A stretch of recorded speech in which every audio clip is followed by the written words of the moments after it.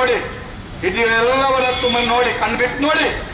ಇದರಲ್ಲಿ ಗಟ್ಟಿ ಇರುವಂತದ್ದು ಗೇಟ್ ಮತ್ತು ಬೋರ್ಡ್ ಮಾತ್ರ. ಒಳಗಡೆ ಒಂದು ತುಳಿದ್ರೆ ಯಾವ್ದಿರ್ಲಿಕ್ಕಿಲ್ಲ. ಇದನ್ನು ಇಟ್ಕೊಂಡು ಈ ಬೀದಿ ಬದಿ ವ್ಯಾಪಾರಿಗಳು ಮಳೆಯಲ್ಲಿ ಹೇಗಿರ್ಬೇಕು, ಬಿಸಿಲು ಬಂದಾಗ ಹೇಗಿರ್ಬೇಕು, ಬಾಕಿ ಸಂದರ್ಭದಲ್ಲಿ ಹೇಗಿರ್ಬೇಕು? ಏನು ಭಾರಿ ದೊಡ್ಡ ತಗಡ್ ಸೀಟ್. ನೀವು ನಿಮ್ಮ ಮನೆಗೆ ಒಂದು ತಗಡ್ ಸೀಟನ್ನು ಹಾಕಿ ಎಷ್ಟು ಖರ್ಚು ಅದನ್ನು ನೋಡಿ. ಇಷ್ಟಕ್ಕೆ ಲಕ್ಷ ಲಕ್ಷ ನುಂಗಿದ್ದಾರೆ.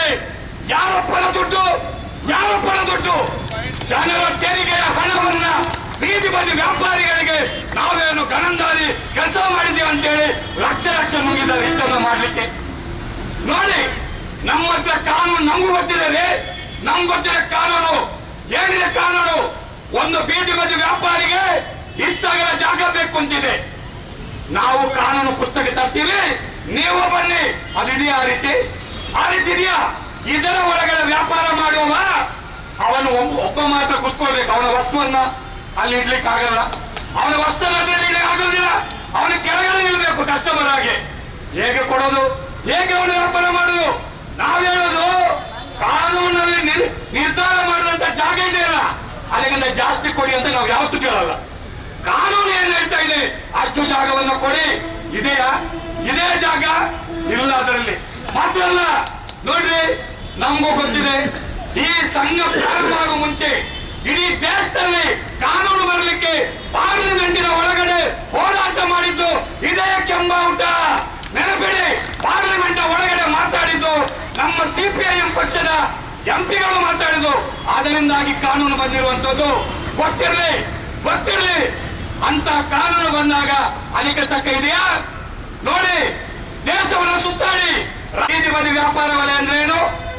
ವ್ಯಾಪಾರ ವಲಯ ಅಂದ್ರೆ ಆಹಾರ ಮಾರಾಟ ಮಾಡ್ತಕ್ಕಂಥವರಿಗೆ ಫುಡ್ ಕಾರ್ನರ್, ಅದಕ್ಕೆ ಆಹಾರಕ್ಕೆ ಸಂಬಂಧಪಟ್ಟ ಸಪರೇಟ್ ಝೋನು, ತರಕಾರಿ ಮಾರಾಟ ಮಾಡುವವರಿಗೆ ಸಪರೇಟ್, ಹಣ್ಣು ಹಂಪಲು ಮತ್ತೆ ಚಪ್ಪಲ್, ಡ್ರೆಸ್, ಪ್ಲಾಸ್ಟಿಕ್ ಇಂಥದನ್ನು ಮಾರಾಟ ಮಾಡಿ ಪ್ರತ್ಯೇಕ. ಆದ್ರೆ ಎಲ್ಲರನ್ನ ತಂದು ಇಲ್ಲಿ ಒಂದೇ ಜಾಗದಲ್ಲಿ ಕೂಡಿ ಹಾಕಿದ್ದಾರೆ. ನಾಳೆ ಏನಾದ್ರು ಹೆಚ್ಚು ಕಮ್ಮಿ ಯಾರಿದೆ? ಅದೇ ಯಾರಿದ್ದಾರೆ?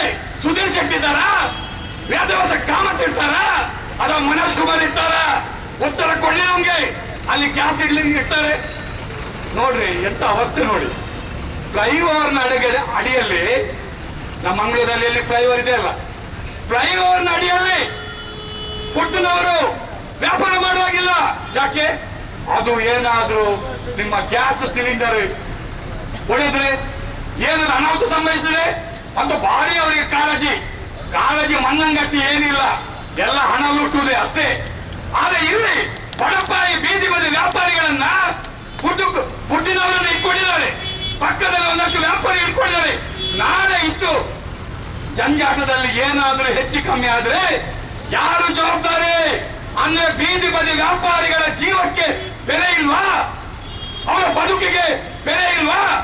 ಅಂದ್ರೆ ಬಡಪಾಯಿಗಳು ಏನ್ ಹೇಗ್ ಬೇಕಾದ್ರೂ ಇರ್ಬೋದು.